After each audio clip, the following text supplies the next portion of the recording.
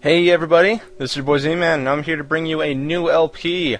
And for this LP, we are going to be doing Sonic and the Secret Rings.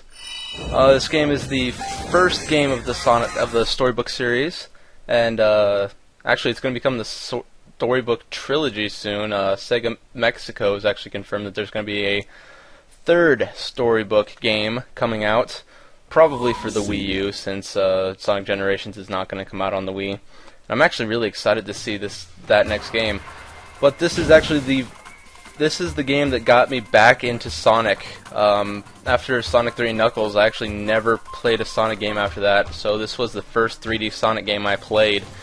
And I'm really excited to LP this game because although it didn't get great reviews, it was still it's a fun game. But here we are at the main screen, and there's a theme here. See if you can guess the theme.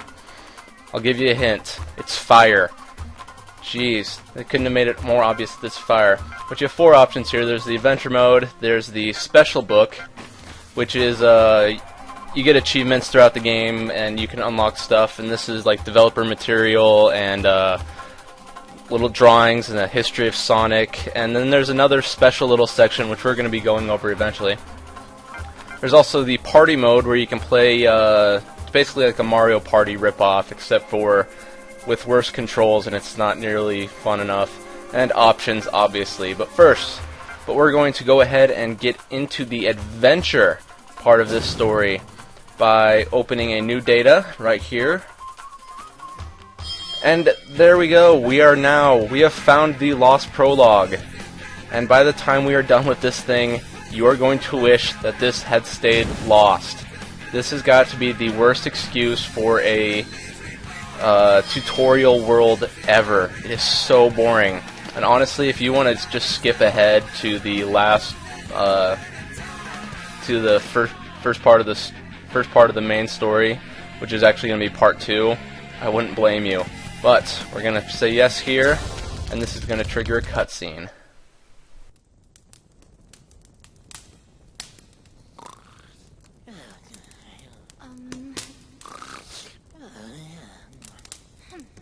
Hey, wake up! Boy, is it that late already? What time is it? Huh? You are the blue hedgehog. Ah! What the? Do not be alarmed. I am Shahra, the genie of the ring. You know, like Aladdin in the magic lamp. Don't think I've read that. What? You've got to be kidding me. It's the best story of all the Arabian Nights. Or at least the second best. But that's besides the point. Please, look at this. Hey, the page is blank. Our world, the world of the Arabian Nights, is vanishing. Vanishing? But how? This is the work of an incredibly evil spirit, the Eraser Jinn. Eraser? Jinn? Yes, he used his evil magic to become even more powerful. He could not bear to simply remain in the book any longer. And so he has begun to set the inscriptions free, absorbing the power of the book itself. The power of the book? If our world ceases to exist, then not only will those stories be silenced forever, but the Eraser Jinn will then be unleashed into your world. That definitely sounds like trouble. But what do you want me to do? I want you to stop him. You must stop the Eraser Jinn. Only you, the blue hedgehog, can do it. So this guy needs someone to put him in his place, does he? I suppose I can help out with that. It might even be fun. But this is all just something out of a storybook, right? How am I supposed to do anything about that? That's easy. You are my master, having called forth the genie of the ring. As such, I am able to grant your wishes. Simple wishes, at any rate. bringing you into the world of the Arabian Nights is within my power. What? Inside that book? Now please, place the ring on your finger. Like this? Ouch! Hey, take it easy. My apologies, O Master, but now the contract has been sealed. Contract? Yes, as Master of the Ring, I am now bound to protect you. Now, rub the ring. Like this? Oh, Master of the Ring, what is thy wish? Hut-choo! Hut-choo! How about a handkerchief for starters? Make that a few. Thanks. You're a lifesaver. You see, I caught this cold yesterday and... Please, be serious. Okay. Thanks for the hankies, though. Oh, please. Someone tell me that this isn't really happening. All right. Let's go. Take me to this world of the Arabian Nights. As you wish, Master. Quit it, will you? My name's Sonic. Sonic the Hedgehog. Very well then, Sonic. The legendary hedgehog. Here we go, into the world of the Arabian Nights. Okay. Now this is first class. Here we go.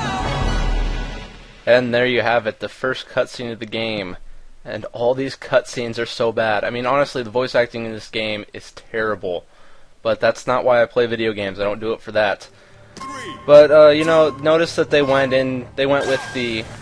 Tilting the Yes, Wii it's remote going to to the left stop and you right just will to move tell in you that how direction. to move. How do I move from left to right? Yeah, basically all you have to do is you tilt the Wii remote in the direction that you want to go, tilt it forward to go forward, backward to go backward, and left and right, obviously, to go left and right. As if Sega thought we were too stupid to figure that out. Really easy level, just get 50 rings, simple enough. But as you noticed in that cutscene, it was like a little storybook. They had like a little pages, and you had to go through the story like that. But I really wish that there would have been a CG cutscene there. There's only one CG cutscene in the entire game. Well, two technically, but one's kind of like at the introduction, and right before we get to the last world, we're gonna see that one. We got a new mission to unlock. That's gonna be mission 2, another very easy level where they teach you something that's not that hard to learn. This one they teach you that if you want to jump, press the 2 button. I couldn't have figured that out on my own by just like looking in the freaking manual. Honestly, this entire world is pointless, considering that the next world's first level is a perfect tutorial level. And if you don't, like... This one's teaching you how to charge jump. Like right here, if you don't jump in time or something, somewhere she's going to tell you to hold down the 2-button jump. But again, I keep getting off track on those cutscenes. But... I really wish there would have been more CG cutscenes. I understand why they did it, because Sonic is supposed to be in a storybook right now. So naturally the cutscenes should be like a storybook, but that first cutscene, he's not in a storybook. Why can't we make that one a CG cutscene too? I don't get it. And did anybody else notice that in that cutscene, Sonic is actually lives in a house. Sonic has a house out there in Mobius, or wherever he's technically living nowadays. And another mission in the Lost Prologue. And if you noticed on the results screen, you get we're getting 1,000 points per mission, and to the next level is 8,000 points. So guess how many missions we have to do in this freaking Lost Prologue before we can actually do an actual mission. This one's easy. Press the 2 button and you thrust the Wii remote forward to do a dash jump, which basically I've been doing the entire time anyway, so there's no point in making me do... Oh, I screwed that up. There's no point in making me do this level again. Sonic is so slow at the beginning of this game, but do not worry, he does get faster. That's not the problem of the game. The controls are sometimes unresponsive, but for the most part, it's a very fun game. It's surprising how fun it is, considering how bad the controls can be at sometimes. It does keep me excited, and as we're gonna see later, there's a huge replayability about this game. But we'll get to that when we get to that. Another mission unlocked.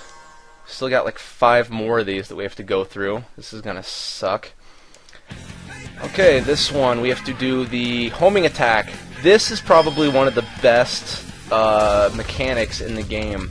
Basically, what happens is when you attack an enemy, you have to wait for the targets to turn red. As Shahra's probably going to try to tell us here soon. Yep, right there. You can do a homing attack while But jumping. when it turns, yes, I know. It changes from green to red. Shut up, Shahra. Move the Wii remote forward quickly. Anybody notice that Shahra's a little ball of light, and it reminds me of Navi.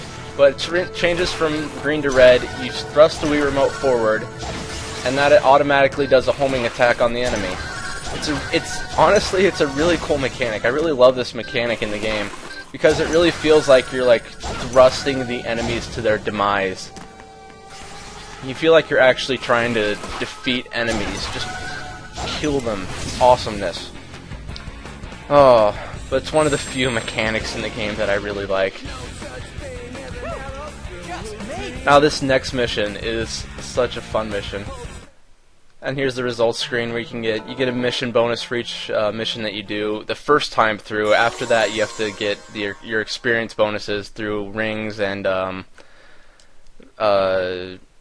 defeating enemies and other stuff like that. Here we go, mission 5. Now this one I have a little hint for you guys. They want you to think that the spikes on these balls, you're gonna see right here, we're gonna be they want us to break before we hit the spike balls, as you can see right there. But the funny thing is that the balls are the only things that hurt you. The spikes do not. You can clip right through the spikes. And if you know that, this is such an easy mission to gold medal. And I died. I cannot believe that. I'm not going to gold medal anymore. But you can just clip through the spikes on these balls because only the ball part is the only thing that can hurt you. Just clip through the spikes, and if you keep doing that, you should get a gold medal. This last one you don't even need to break for. You can just go straight through it, and you get to the gold ring. And since I died, I'm not going to get the gold medal like I hoped I would. I still got the gold medal. I died and I still got the gold medal. That's how easy it is to get a gold medal on this mission if you know what you're doing. And we get another 1,000 experience points and another mission unlocked. Oh my goodness, I hate this world so much. I mean, it's not even that interesting of a world. You're running on a bunch of pages. There's nothing to look at. This is just a pathetic excuse for a world. Honestly. And the funny thing is, you see all those words on the... Oh, we're supposed to be going backward. My bad, guys. But this is another, like, really broken mechanic of the game. Sometimes the backwards motion is so unresponsive. It makes me angry. I literally, like, want to throw my Wii remote at the game because of everything. Because I have to move backwards, and it does not freaking respond for me. I struggle with this one. I struggle with moving backwards. And we got another mission for mission 7. Only 2 more, guys, and then we're finally get out of here, and we never have to come back again. You can come back again because, as you can see, there's a crap ton more missions. But after you get through paragraph 7, you never have to come back here again if you don't want to. If you want to unlock all this stuff, you have to. I've actually played all the missions on this Lost. I don't even know what it's called anymore. The Lost Prologue. This is also another mission you can get an easy gold medal on if you have your timing down for this part. Simple enough mechanic. You jump the 2... Whoa, I did a nice little lucky jump there. Sometimes they'll do that. Another gold medal right there. I'm pretty sure it's like 15 seconds or 20 seconds or something is a gold medal. It's really easy to get. But that mechanic was basically you press the 2 button and let go of it immediately, and you do a small jump that can propel you forward, and it's a good way. Later in the game we're going to get a skill that allows us to gain speed when we do that, and so you're going to be seeing me do that a lot, even though I can't go faster. And here we go, the last one. And another broken mechanic, rail grinding. They fixed this in the future games like Sonic Unleashed and Sonic Colors. Those games actually fixed this grinding mechanic. But this grinding mechanic in this game is so bad. You can Honestly, grind on if you places don't that hit the have 2 square button edges. constantly, you're gonna slow down. That's the one problem. And the whole point of this mission is basically you do not want to hit those springs. You gotta switch the rails before you hit the springs. It's another mission you can easily gold medal. But when you switch rails, you've got to tilt the Wii remote in the direction you want to do. But sometimes Sonic will shoot in the completely wrong direction, and you will see that in the next part when we do that. And I still haven't even figured out how to jump straight off the rail instead of switching from side to side, or doing the whole little thing where you switch the direction you're facing to go faster. And we've unlocked a new world, the Sand Oasis level. Probably one of the better worlds in this game. But there's a new mission, and now we're going to have a cutscene. Okay, so who's this guy who's trying to make the world disappear again? You mean the Eraser Djinn? Yeah, that's right. Can you take me to him? There is no need. What do you mean? He's here!